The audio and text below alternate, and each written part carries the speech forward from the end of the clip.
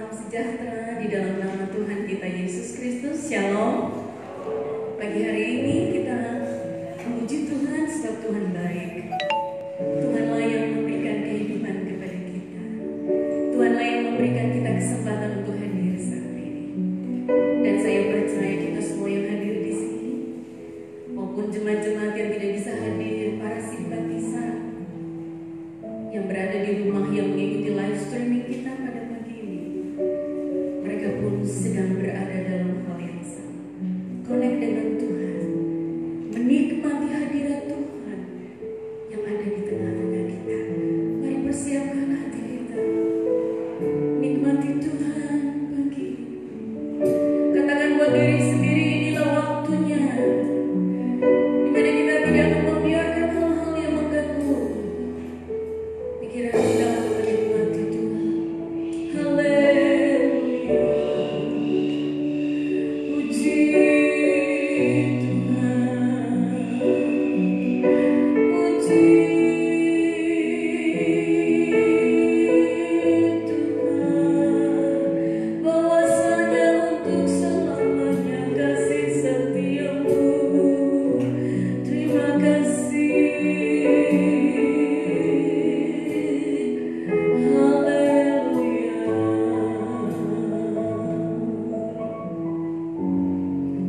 puji Tuhan. Haleluya, terima kasih Tuhan. Dialah yang maha tinggi, Dialah yang maha suci, Dialah Yesus, Raja damai.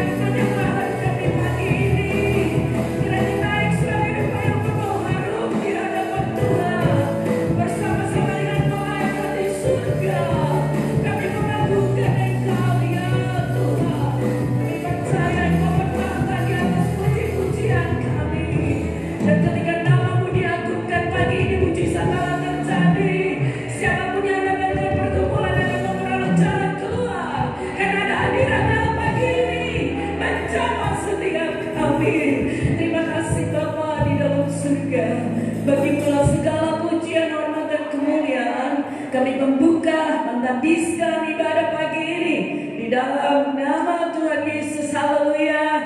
Amin. Mari beri kemuliaan kepada Allah yang besar, yang mengatakan pujian orang percaya. Haleluya. Sebelum mulai, tatap kiri kanan, muka belakang dulu. Sekalipun tidak bisa shake hand, mata saja yang bicara. Nah, bagaimana tuh kalau mata yang bicara? Senyum yang terbaik. Oke, haleluya. Saudara-saudara percaya Tuhan hadir di sini. Ya, itulah yang membuat kita akan memuji Dia dengan segenap hati. Terpujilah nama Tuhan.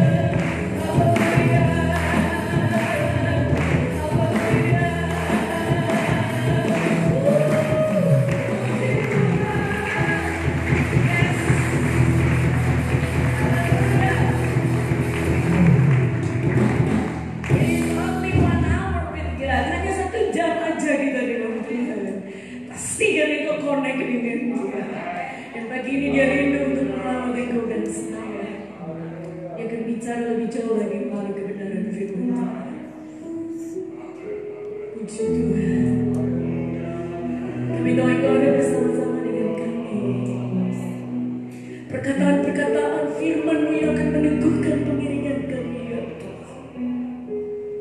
Haleluya. Puji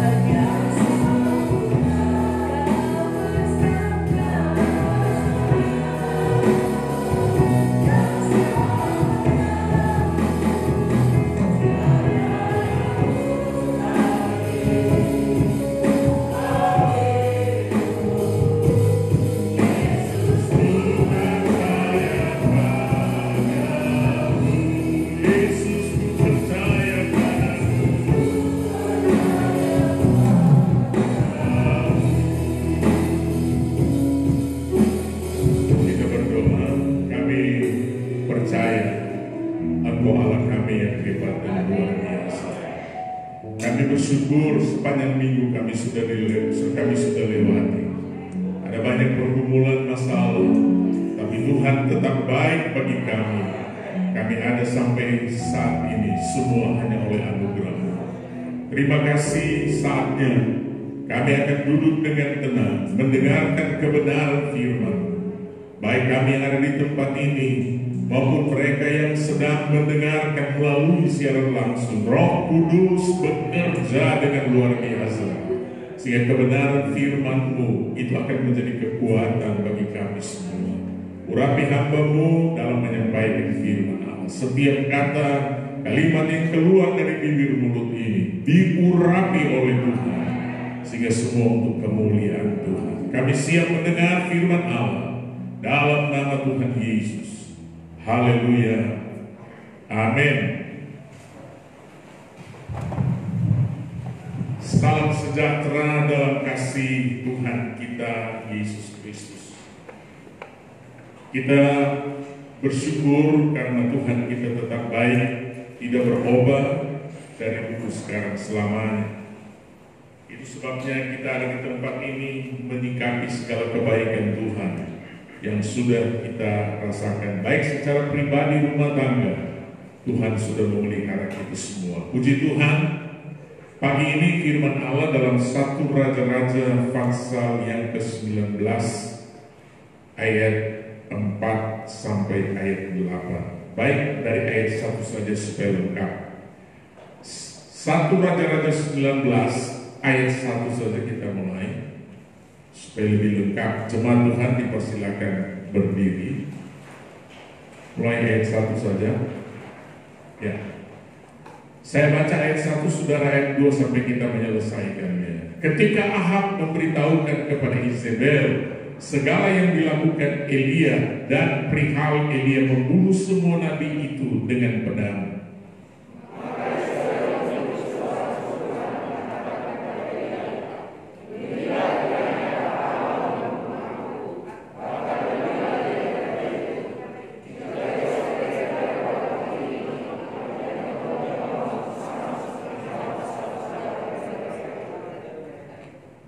Maka takutlah ia, lalu bangkit dan pergi menyelamatkan nyawanya. Dan setelah sampai ke Berseba, yang termasuk wilayah Yehuda, ia meninggalkan bujangnya di sana.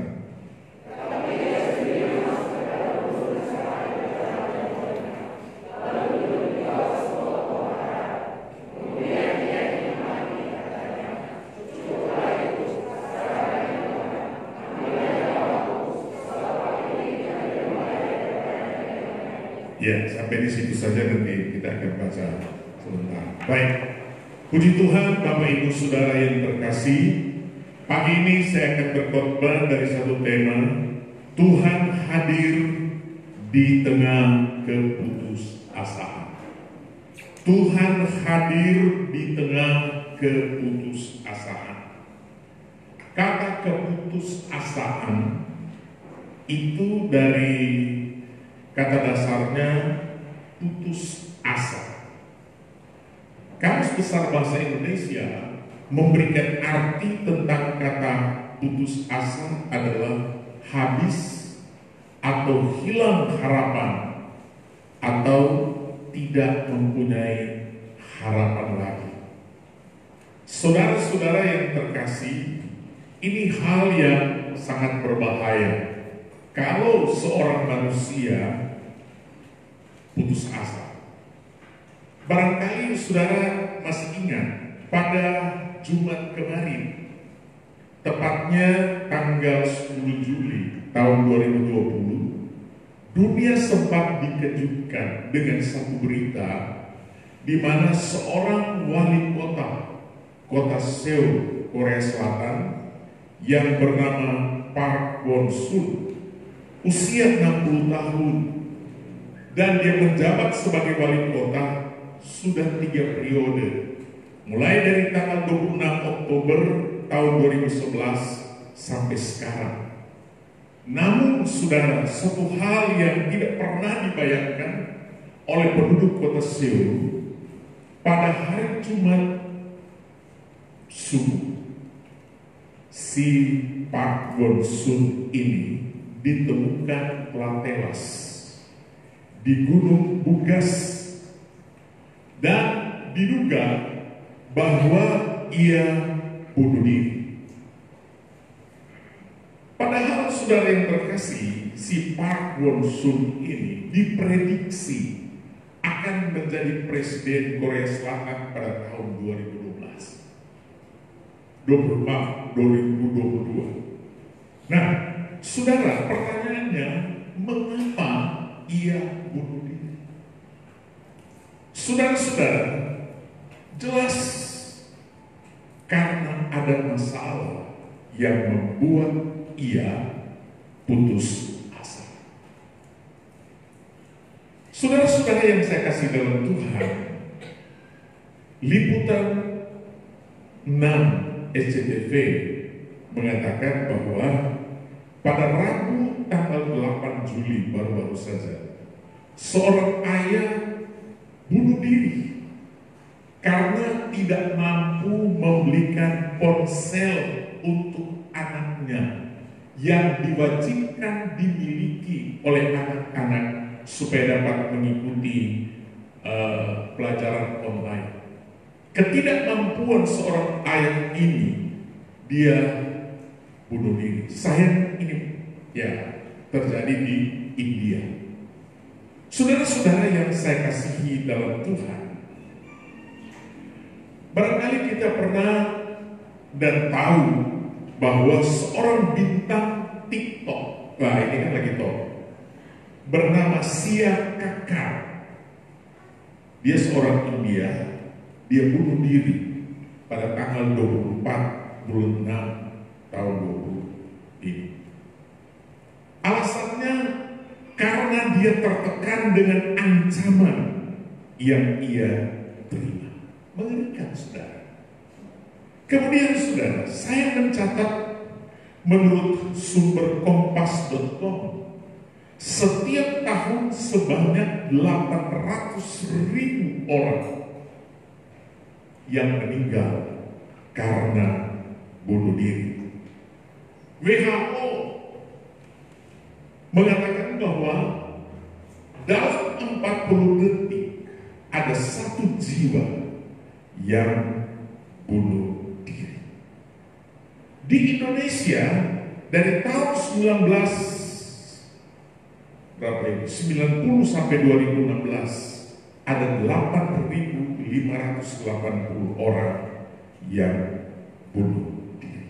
Nah, Bapak Ibu Saudara yang terkasih dalam Tuhan, penyebabnya kenapa mereka bunuh diri ada banyak sebab. Dan karena mereka putus asa.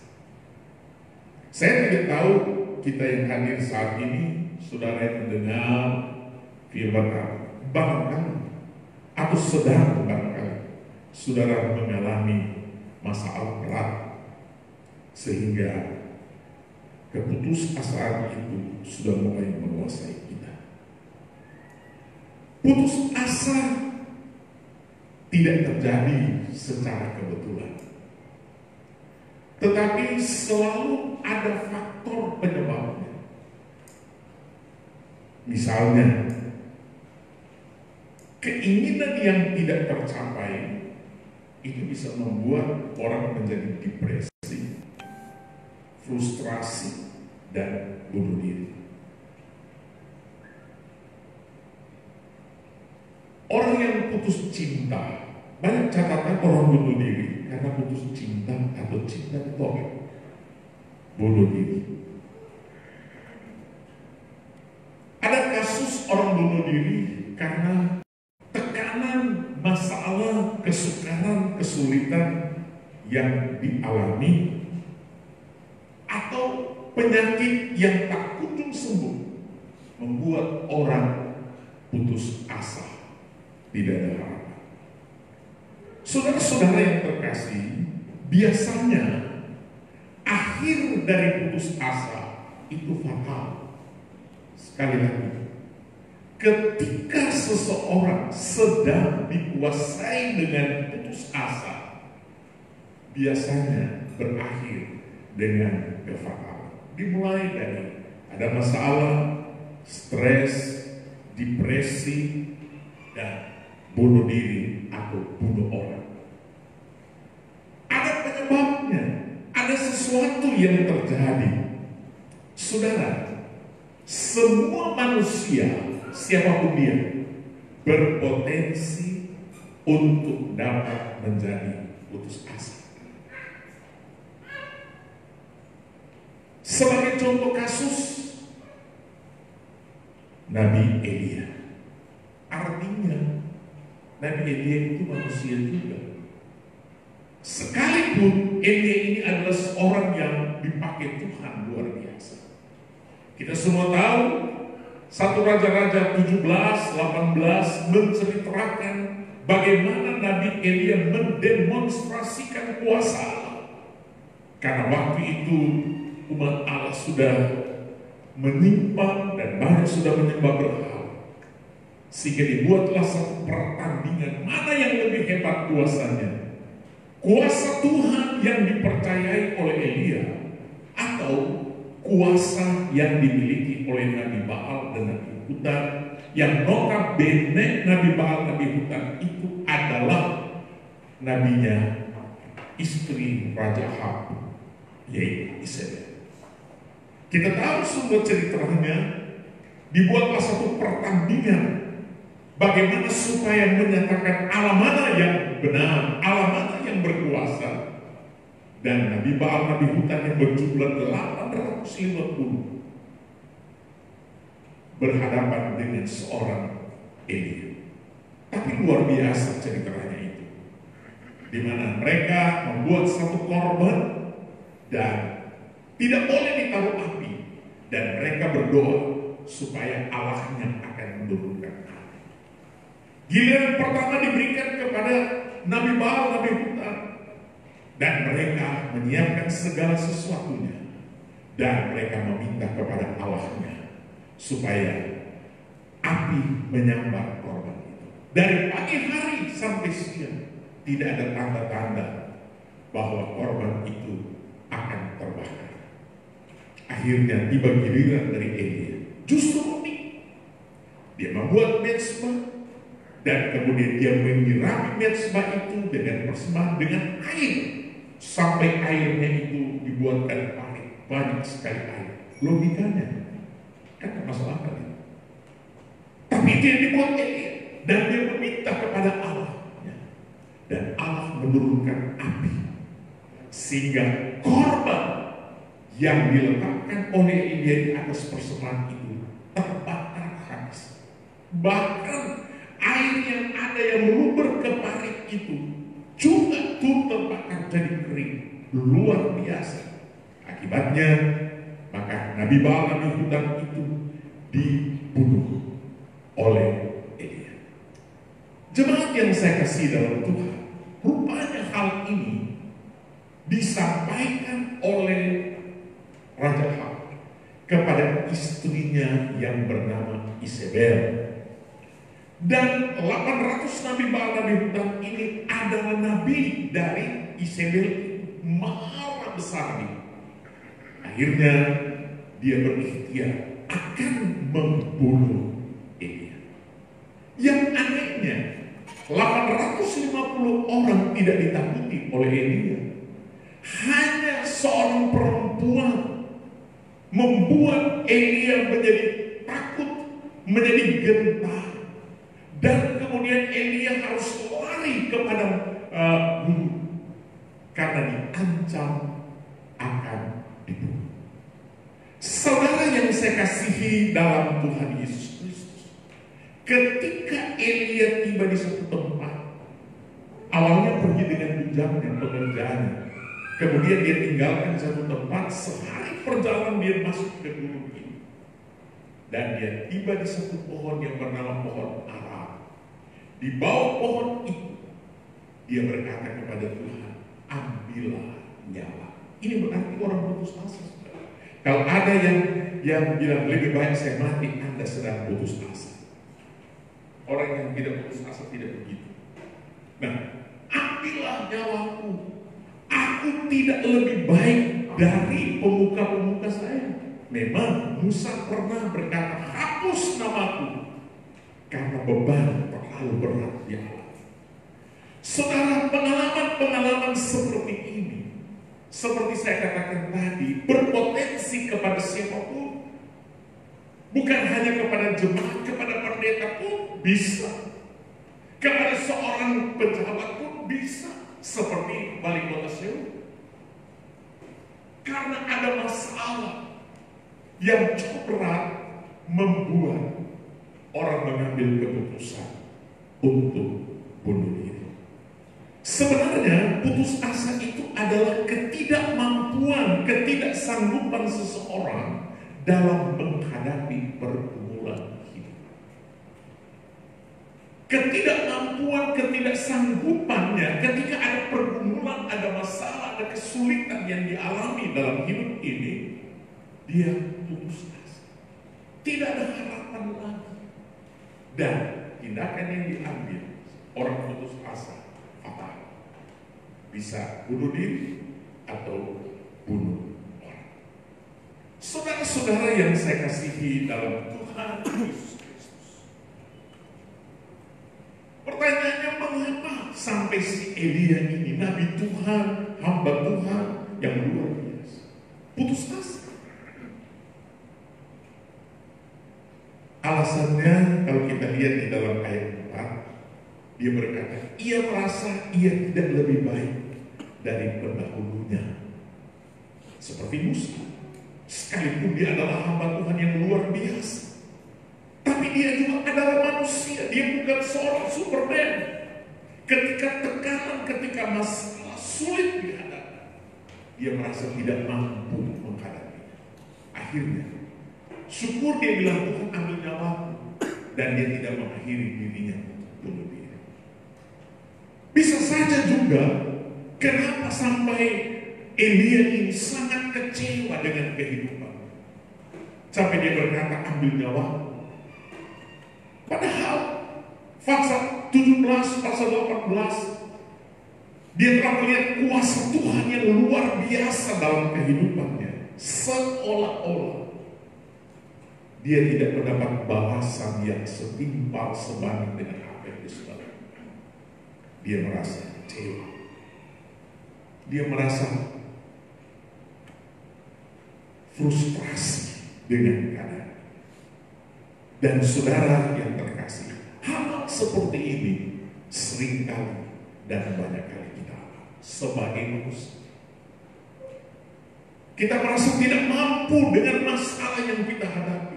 Kita merasa tidak bisa aku melakukan ini, baik dalam dunia kerja, dalam rumah tangga, dan sebagainya dan sebagainya. Namun demikian, Bapak Ibu Saudara yang terkasih, Allah tidak membiarkan ini dalam keputusasaan. Ini benar.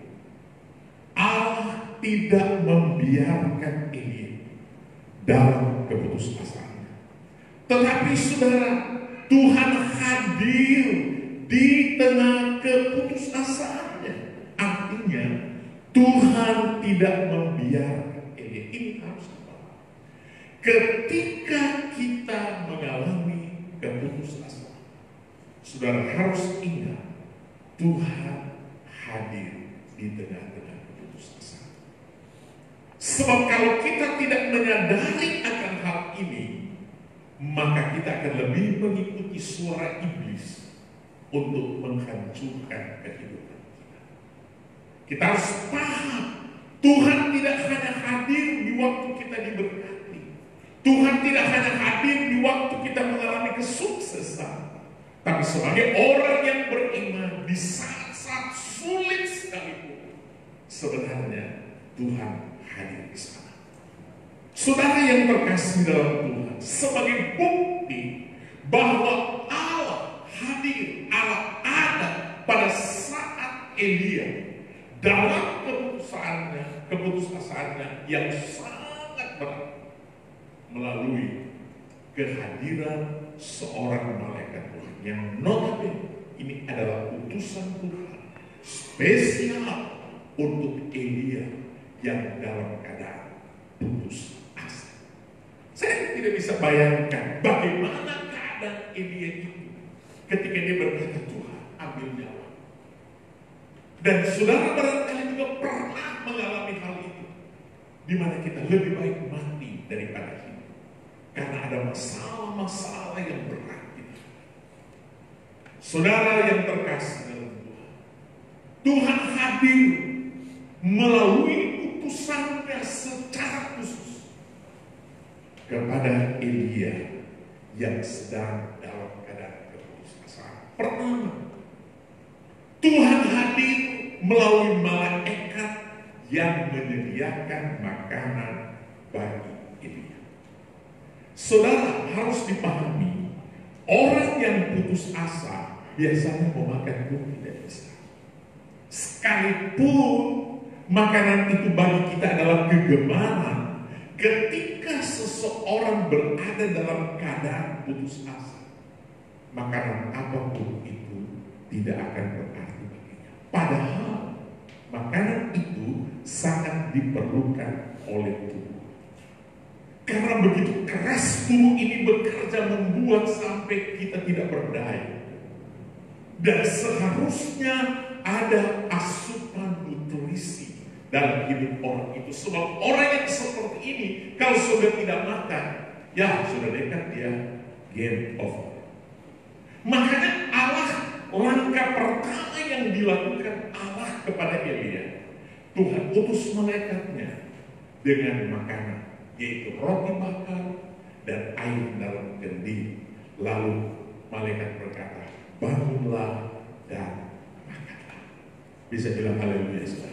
Sederhana sekali. Kalau Anda putus asa, jangan pernah kita tidak mau makan. Itu akan merugikan. Itu akan membuat kita sakit dan lain sebagainya, dan akan mempercepat proses kerusakan dalam tubuh kita.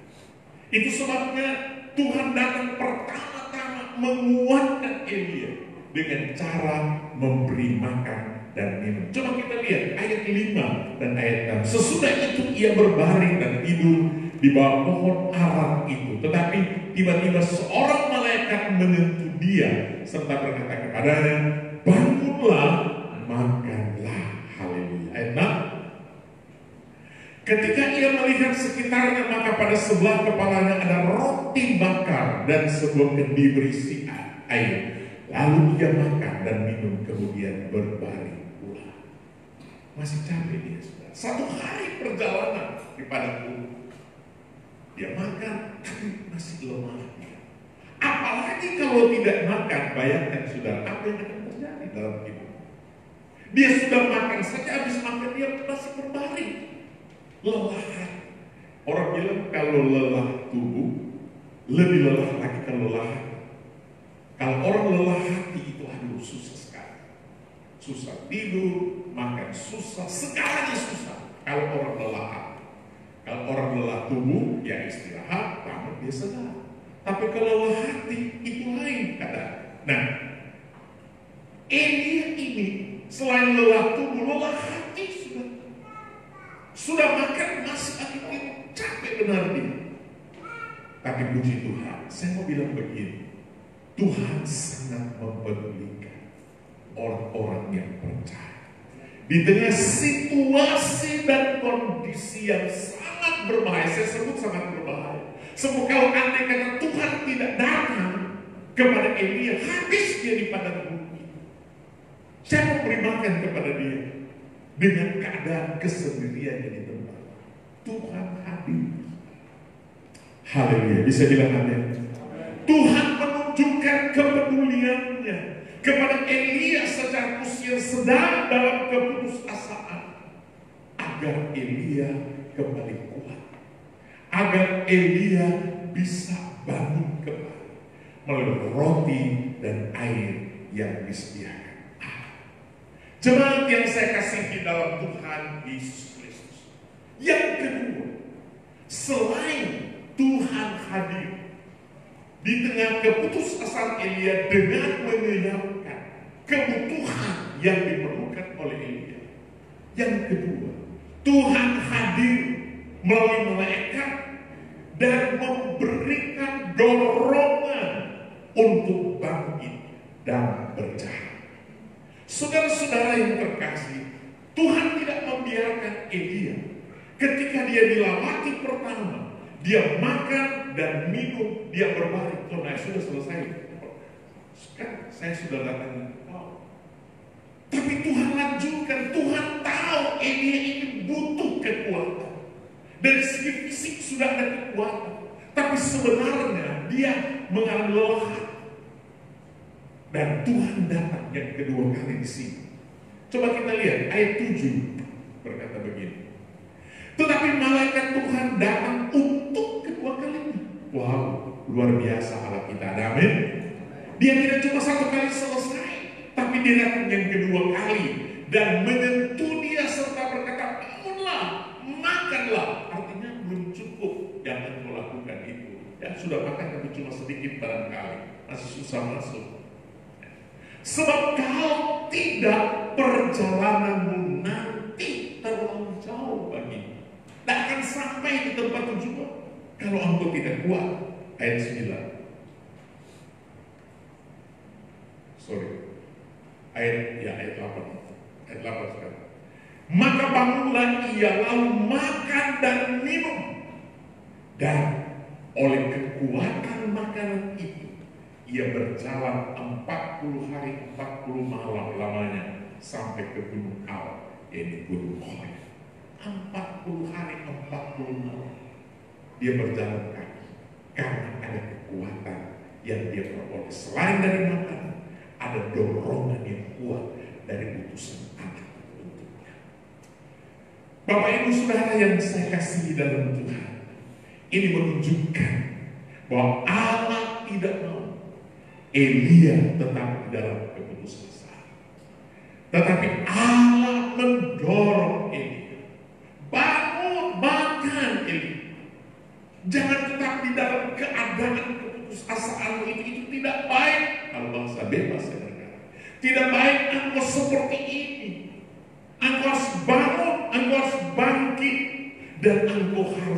berjalan, perjalananmu masih jauh.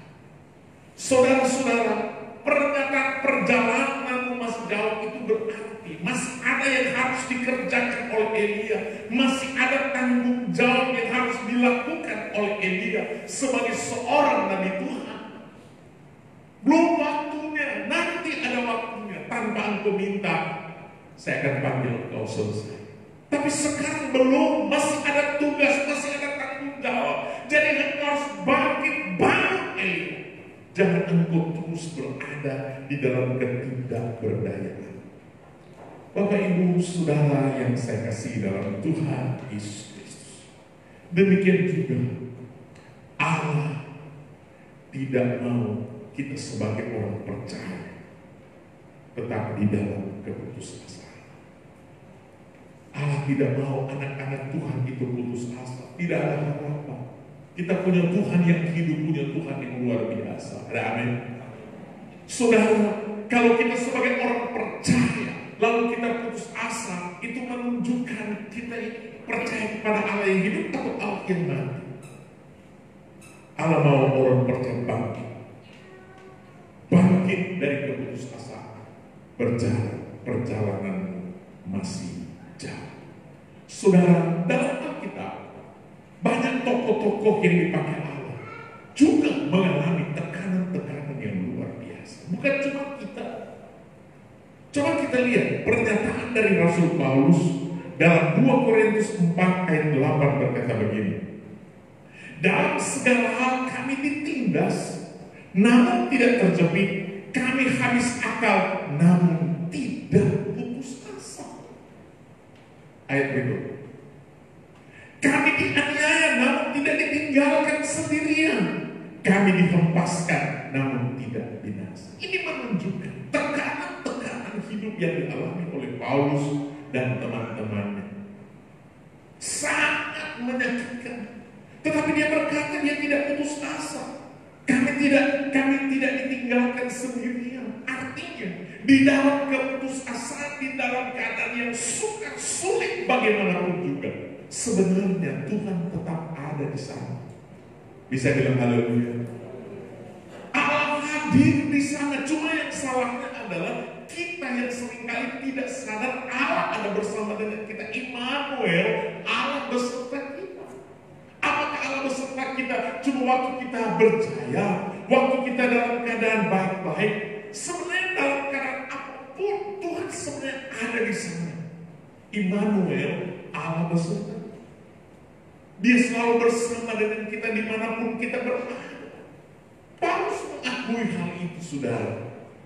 Dia tertindas, dia dianiaya, tetapi itu tidak membuat dia putus asa. Ini satu contoh yang sangat baik. Kalau andai kata Paulus putus asa, maka tidak ada suratan-suratan Paulus yang ada dalam Alkitab ini tidak lengkap seperti ini. Tapi dia tidak putus asa. Dia tidak ditinggalkan sendirian. Artinya, di saat-saat yang sulit seperti itu, Tuhan hadir dan ada di sana. Bisa bilang haleluya.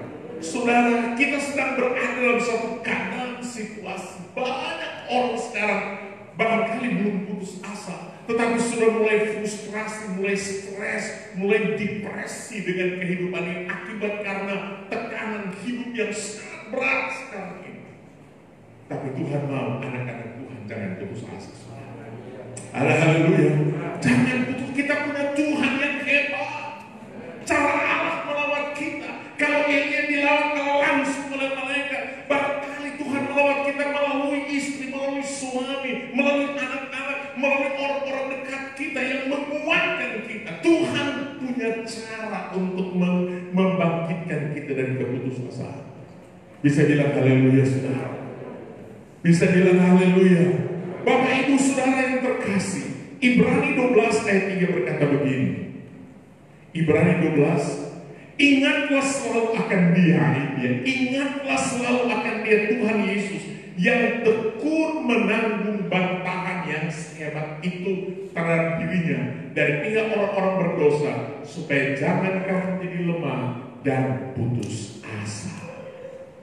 Ingat kepada Tuhan. Kalau putus asa Tuhan kita pada waktu dia ada dalam dunia ini. Benar tidak, saudara? Bagaimana dia diperlakukan oleh orang-orang berdosa itu sampai dia harus mati di kayu salib. Kalau dia mau putus asa waktu itu, tapi firman Allah ingatlah selalu akan dia. Artinya begini, ketika kita dalam pergumulan hidup, ketika kita dalam kesulitan, ketika kita dalam sakit penyakit, ingatlah akan dia. Ada amin? Jangan pernah kita melupakan Tuhan, karena Tuhan sudah memberi contoh untuk kita bagaimana dia bisa bertahan, yang tekun menanggung bantahan yang sehebat itu. Dia menanggung penderitaan, menanggung kesulitan dan sebagainya ya, terhadap dirinya dari pihak orang-orang, supaya jangan kamu menjadi lemah dan putus asa. Pandang kepada Yesus. Ada amin? Lihat kepada Yesus, bagaimana dia mampu mengatasi setiap pergumulan hidup ini. Jemaat yang saya kasih dalam Tuhan Yesus Kristus, tahun 1940 sampai 1945 dan tahun 1951 sampai 1955, negara Inggris dipimpin oleh seorang Perdana Menteri yang bernama Winston Churchill. 2 periode dia menjadi Perdana Menteri. Suatu saat dia diundang oleh sekolah di mana dia bersekolah waktu dia masih kecil, dengan maksud supaya dia bisa memberikan pidato, mendorong, menguatkan, memotivasi anak-anak yang ada di sekolah itu, di mana dia pernah bersekolah di tempat itu, dan guru-guru yang ada. Dipersiapkanlah satu acara yang luar biasa, karena Perdana Menteri yang mantan murid di tempat itu akan datang, dia Perdana Menteri. Wow, kenapa itu habis ini? Kalau dia punya anak didik yang sudah jadi menteri diundang sana, hebat Pak, luar biasa. Itu luar biasa. Nah, ketika Presiden Amerika lalu siapa namanya itu, yang pernah sekolah di Indonesia, Barack Obama. Wow, sampai di sekolah itu dibuatkan patung ya, di mana Barack Obama pernah bersekolah situ, itu hebat. Nah, si Winston Churchill diundang ke mantan tempat dia bersekolah dulu, dipersiapkan segala-galanya, pokoknya dihias itu sekolah luar biasa. Murid-murid, guru-guru sudah hadir, dan datanglah si Winston Churchill. Ketika dia datang diberi tempat, orang sedang menunggu apa kira-kira pidato yang akan disampaikan oleh Perdana Menteri yang mantan pernah jadi murid di sekolah itu. Tibalah giliran dia harus berpidato. Orang benar-benar memperhatikan, para wartawan sudah siap dengan segalanya, karena memang ini pidato pasti luar biasa. Diberi kesempatan dia berdiri di atas podium, dan kemudian dia mulai berpidato. Jangan putus asa. Jangan putus asa. Lalu dia berkata, ya sekali lagi, jangan putus asa. Dia turun dari podium, bingung orang. Loh, pidato seorang Perdana Menteri hanya 3 kalimat yang sama. Jangan putus asa. Tetapi di balik pidato yang singkat ini, orang bisa memahami betapa pentingnya tidak boleh kita putus asa. Barangkali dia akan, kalau lebih jauh diberi kesempatan, dia akan berkata, saya ini dulu pernah mengalami kesulitan dan lain sebagainya, tapi saya tidak putus asa. Buktinya sekarang saya menjadi seorang Perdana Menteri. Saudara, kenapa tidak boleh putus asa? Putus asa akan membuat orang menjadi lemah, membuat orang jadi loyo, membuat orang yang menjadi kurang bersemangat, membuat orang menjadi tidak berdaya. Karena itu kita tidak boleh berputus asa. Sekalipun kita sedang mengalami pergumulan hidup, mengalami masalah hidup yang berat, tapi kita tidak boleh putus asa. Kita harus bangkit dari keputusasaan kita, karena perjalanan kita masih jauh. Ada haleluya, saudara. Perjalanan kita masih jauh. Itu sebabnya jangan kita putus asa. Sebab ketika kita putus asa, itu akan merusak kehidupan kita. Filipi 4 ayat 6 berkata seperti ini. Janganlah hendaknya kamu khawatir tentang apapun juga, tetapi nyatakan dalam segala hal keinginanmu kepada Allah dalam doa dan permohonan dengan ucapan syukur. Bisa bilang haleluya? Jangan hendaknya kamu khawatir. Itu sudah menuju ke sana. Orang kalau sebelum putus asa termasuk khawatir, ya mulai frustrasi dan sebagainya. Tapi Tuhan katakan nyatakanlah dalam segala hal keinginanmu kepada Allah dalam doa dan permohonan serta mengucap syukur. Haleluya. Jadi doa itu adalah sarana yang paling baik sekali. Ketika engkau dalam pergumulan, masuk kamar berdoa di sana, engkau akan mengalami pertolongan dari Tuhan. Jangan kita pergi di tetangga, jangan kita pergi kepada siapa-siapa. Syukur kalau tetangga itu bisa menguatkan saudara. Tetapi banyak kali bukan menguatkan, merusak kehidupan. Saya mau bilang kepada saudara, datang kepada Yesus. Hanya ku bisa lari kepada Yesus. Di bawah kakinya ku dapat sentosa. Ini yang Tuhan mau dari hidup kita. Jemaat yang saya kasih dalam Tuhan, Mazmur 37 ayat 5 dan 6. Ini ayat yang terakhir untuk kita berkata begini. Serahkanlah hidupmu kepada Tuhan dan percaya kepadanya, dan Ia akan bertindak. Ada haleluya. Dia akan bertindak. Tidak ada persoalan, masalah, kesulitan, penyakit yang tidak bisa ditolong oleh Tuhan. Serahkanlah hidupmu, serahkanlah pergumulan, masalahmu kepada Tuhan. Percaya kepadanya dan Ia akan bertindak. Ayat 6. Ia akan memunculkan kebenaran seperti terang dan hakmu seperti siang. Bisa bilang haleluya. Tuhan akan buat yang luar biasa dalam kehidupan kita. Saya akan mengakhiri khotbah saya dengan satu statement. Ever onward, never retreat. Artinya, maju terus, jangan pernah mundur. Ada amin. Sekalipun kita menghadapi tantangan hidup yang berat, tapi ever onward, never retreat. Sebenarnya ini semboyan Asian Games keempat di Jakarta, supaya kita maju terus, jangan kita mundur. Tuhan mau anak-anak Tuhan seperti ini. Sekalipun ada banyak pergumulan masalah, tapi jangan membuat kita putus asa, tapi kita maju terus. Kata Tuhan, perjalananmu masih panjang. Bangkit Elia, bangkit, jangan engkau tinggal di tempat itu, tapi bangkit, perjalanan masih panjang.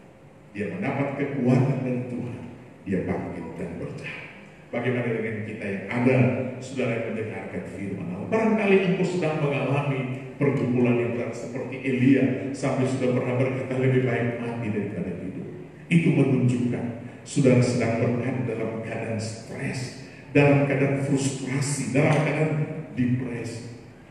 Dan ingat saudara, kalau sampai kita putus asa, fatal untuk kita. Sebelum terlambat, mari kita mau datang kepada Tuhan.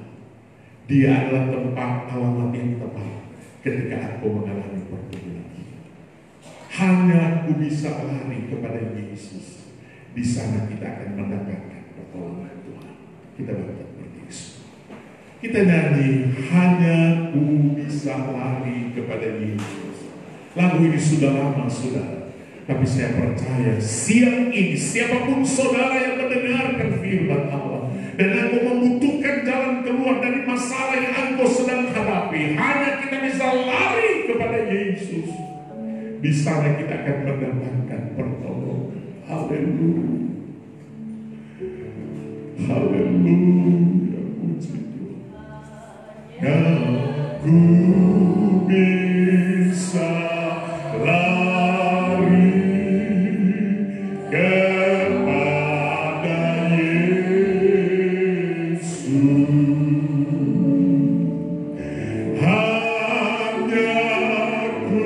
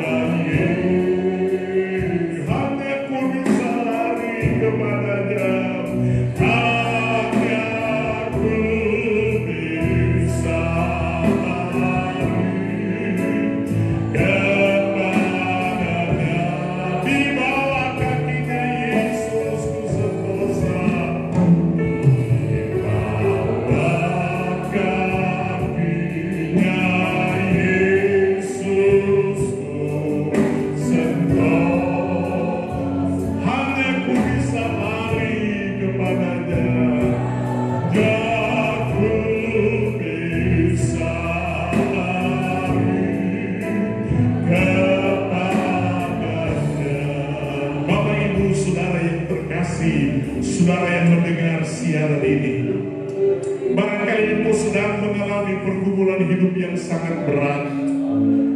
Barangkali sudah merasa tidak mampu lagi dengan beban hidup yang sangat berat ini. Ada tekanan-tekanan yang luar biasa. Barangkali engkau sedang mengalami satu penyakit yang membuat engkau tidak berdaya saat ini. Tapi ketika engkau mendengar firman Allah, Tuhan hadir di tengah keputusasaan. Kalau Elia ditolong Tuhan, saudara juga ditolong Tuhan. Pagi ini kita imani Tuhan ada di tengah kita. Barangkali saudara yang hadir dan yang mendengarkan membutuhkan kekuatan Tuhan. Yesus berkata, marilah kepadaku, hai kamu sekalian yang berbeban berat, aku akan memberikan kelegaan kepadamu. Maukah engkau datang kepada Yesus pagi ini? Maukah engkau datang kepada Yesus, mencurahkan segala isi hatimu kepada Tuhan? Dia ada pagi hari ini. Dimanapun saudara berada, dimanapun siaran ini dapat diterima, saudara boleh angkat tanganmu di tempat engkau berada. Rasakan jamahan Tuhan, rasakan sentuhan Tuhan pada pagi hari ini. Maka engkau akan mengalami pertolongan Tuhan. Hanya engkau bisa lari kepada Yesus. Kita nyanyikan pujian ini. Saya akan berdoa untuk saudara. Silakan saudara angkat tangan di mana engkau berada. Haleluya. Yang membutuhkan kekuatan Tuhan, membutuhkan jamahan Tuhan. Haleluya.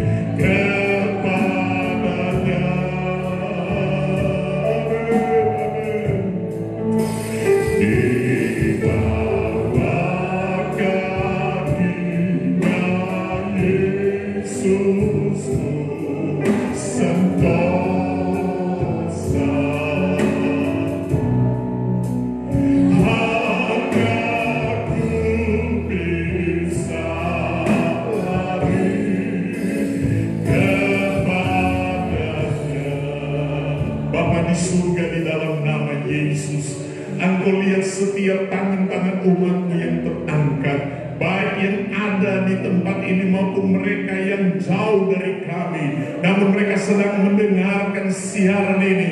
Mereka mengangkat tangan, ada pergumulan, ada masalah, ada kesulitan, kesukaran, sakit penyakit yang membuat mereka tidak berdaya Tuhan. Mereka mendengar firman-Mu saat ini. Elia yang putus asa dijamah, disentuh oleh Tuhan. Dia mendapat kekuatan baru dari Tuhan. Dia mampu berjalan 40 hari, 40 malam sampai ke Bukit Horeb. Kami percaya siang ini mujizat itu masih ada untuk kami. Bagi Tuhan tidak ada yang mustahil. Aku berkata, mari kepadaku yang berbeban berat, aku akan memberikan kelegaan. Kami percaya firman-Mu ya dan amin. Itu sebabnya pergumulan, persoalan, penyakit seberat apapun, kami imani di dalam nama Yesus. Kekuatan dari Tuhan menjadi bahagian kami. Kesembuhan dari Tuhan menjadi bahagian kami. Jalan keluar dari Tuhan menjadi bahagian kami. Terima kasih, terima kasih. Kami bersyukur buat jawaban yang Tuhan berikan bagi kami, sehingga kami tidak tinggal dalam keputusasaan kami, tapi kami akan bangkit dan kami akan berjalan bersama dengan Tuhan. Tuhan dipermuliakan. Terima kasih bagimu segala kemuliaan. Engkau dahsyat, Engkau luar biasa bagi kami. Terima kasih Tuhan. Saatnya kami akan datang bawa persembahan Tuhan, mengembalikan milik Tuhan. Berkati semua yang melakukannya di dalam nama Tuhan Yesus. Kami sudah berdoa. Haleluya, haleluya, amin. Puji Tuhan.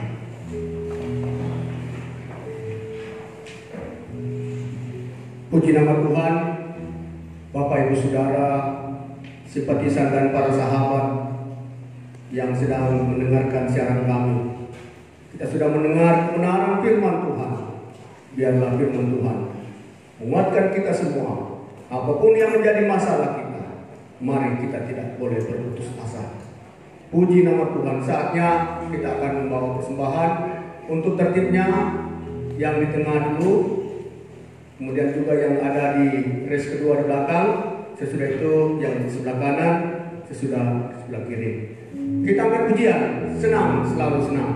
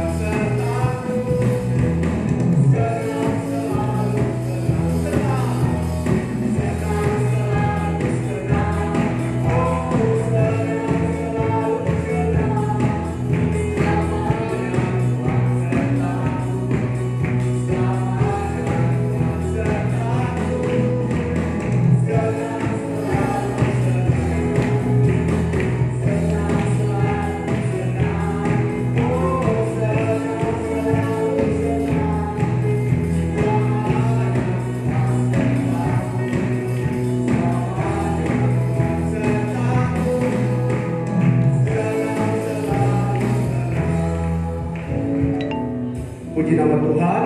Tuhan memberkati setiap persembahan yang kita bawa dari Tuhan. Pada pagi hari ini kita akan mendengarkan kegiatan kita sepanjang minggu yang berjalan.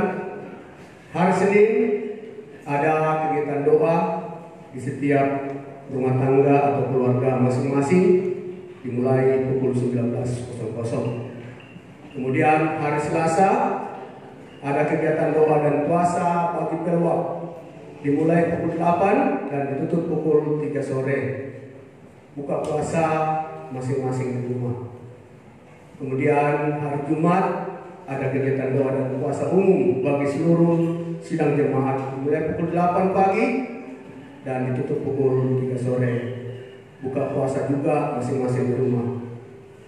Bapak Ibu yang dikasihi Tuhan, untuk ibadah kita Minggu 19 Juli 2020 tetap ada ibadah live streaming pada pagi hari, dan untuk yang ibadah sektor Tosina dan sektor Sion untuk pagi hari, dan sektor Hermon dan Pisga ibadahnya pada malam hari. Bapak Ibu yang dikasihi Tuhan, mari kita tetap saling mendoakan satu dengan yang lain supaya kita dapat dimampukan dan dikuatkan oleh Tuhan, bahkan diberi perlindungan oleh Tuhan supaya kita semua bebas dari virus corona. Dan juga kita tetap dukung pemerintah kita bantu dalam doa. Pemerintah kita, para medis yang juga sedang bekerja di dalam menangani virus COVID-19 ini. Untuk itu kita tetap memperhatikan protokol kesehatan, ya. Kita sudah melakukan jaga jarak, pakai masker untuk ibadah kita pada pagi hari ini. Dan juga saya ucapkan selamat ulang tahun bagi jemaat yang berulang tahun sepanjang minggu yang berjalan ini. Tuhan Yesus memberkati. Pekerjaan selanjutnya saya serahkan kepada Bapak Gembala. Puji Tuhan, Bapak Ibu Saudara, mari kita bantu pemerintah kita dengan kita mengikuti protokol kesehatan, apalagi untuk Kota Makassar, saudara boleh lihat bahwa sebenarnya mulai tanggal 9 ada pembatasan di mana keluar masuk itu sudah lebih ketat, keluar masuk Kota Makassar ya. Jadi kita hati-hati kalau mau keluar kota, ada aturan-aturan yang harus kita turuti. Dan kemudian ya, siapa lagi yang akan mensejahterakan kota ini kalau bukan kita. Oleh karena itu kami berharap mari kita ikuti segala aturan protokol kesehatan. Kalau tidak penting tidak usah keluar, dan selalu kalau keluar menggunakan masker, jaga jarak, ya, cuci tangan. Itu yang diharapkan, dan kita coba patuhi semua yang diminta oleh pemerintah demi kebaikan kita semua. Jadi kami harap ini penting sekali karena Kota Makassar ini sudah disebut sebagai epicentrum, dan ya termasuk cukup meningkat penyebaran virus corona. Dan saudara, ini sebenarnya penyebabnya dari masyarakat, di mana tidak mau patuh kepada aturan-aturan yang diberikan. Kami berharap jemaat GBD Sadai, mari kita dukung pemerintah dengan seperti yang saya sudah sampaikan tadi. Saya kira itu saja saya sampaikan kepada kita, dan barangkali demi kebaikan kita ke depan, ketika kita mau persembahan, tetap kita jaga jarak, jangan kita sampai berkerumun, ya selesai satu nih kembali, dan supaya jangan sampai kita terlalu berdesak-desakan. Sebab itu dia salah satu yang diminta oleh pemerintah. Baik, Tuhan memberkati kita semua, dan bagi jemaat Tuhan yang mengikuti live streaming, Tuhan memberkati dimanapun saudara berada. Kita akan akhiri ibadah kita. Kami memuji kebesaran-Mu, saudara bangkit berdiri. Puji Tuhan. Amin. Kita bersyukur kepada Tuhan.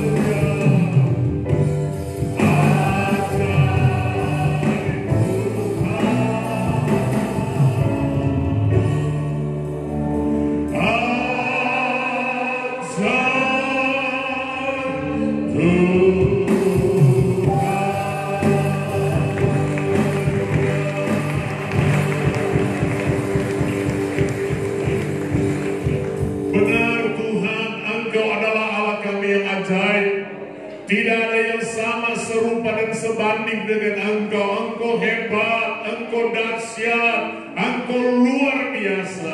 Engkau tidak hanya menyelamatkan kami, tetapi Engkau peduli ketika kami dalam keadaan masalah, ketika kami dalam kesulitan, kesukaran. Engkau tidak membiarkan kami. Itu sebabnya kami bangga memiliki Engkau, Yesus, Tuhan dan Allah kami. Kami sudah beribadah kepada-Mu, saatnya kami akan kembali ke tempat kami masing-masing. Kami percaya semua kami sudah dikuatkan, disehatkan oleh Tuhan. Semua kami sudah diberi jalan keluar oleh Tuhan. Semua kami telah disembuhkan bagi yang sakit, sehingga kemenangan dan kemenangan sudah menjadi bahagian kami semua. Turunkan berkat-Mu secara khusus bagi mereka yang berulang tahun sepanjang minggu ini. Biar dengan bertambah usia umat mereka bertambah dewasa di dalam Tuhan, dan makin setia kepadamu. Sepanjang minggu ini kami akan terlibat dengan kegiatan rutinitas kami, sebagai apapun kami dan dimanapun kami akan berada. Tuhan menjadi pagar berkeliling bagi kami. Pasukan malaikat sorga akan melindungi kami, dan biar kiranya semua kami dipelihara, ditolong, dijaga oleh Tuhan, sehingga kami dapat berjumpa kembali minggu depan dalam keadaan yang diberkati oleh Tuhan.